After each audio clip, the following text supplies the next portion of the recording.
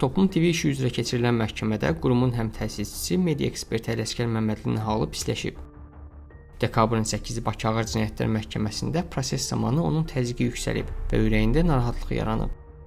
Məhkəmə zalına çağırılan həkim Məmmədlini müayinə edib və ona dərman verib. Məhkəmənin gedişində Toplum TV-nin jurnalisti Fərdi İsmailov bu dəfə Milli Məclisin üzvlərinin məhkəməyə çağırılması üçün vəsatət verib. O bildirib ki, şahid qismində dindirilən şəxslər onu sadəcə jurnalist kimi tanıdıqlarını deyiblər. Bu səbəbdən müsahibə aldığı deputatlar da məhkəmədə dindirilə bilər. Stat: İstintaq orqanı 49 nəfər dindirib. Barəmdə nəyi öyrənib, nəyi tapıb? Heç nəyi. Şahidlər heç nəyə şahid olmayıblar. Sadəcə məni tanıdıqlarını, müsahibə aldığımı, reportajlarımı izlədiklərini bildiriblər. Kimsə tanımaq niyə cinayət sayılmalıdır ki? Onda xalq artistlərini də tutsunlar. İnsanlar onları da tanıyır. Statın sonu. Toplum TV işi üzrə ümumilikdə 10 nəfər cinayət işi açılıb. Onlar qaçaqmalçılıq və başqa bir neçə maliyyə cinayətində ittiham olunurlar. Özləri cinayət işini siyasi sifariş, ittihamları isə qurama adlandırırlar.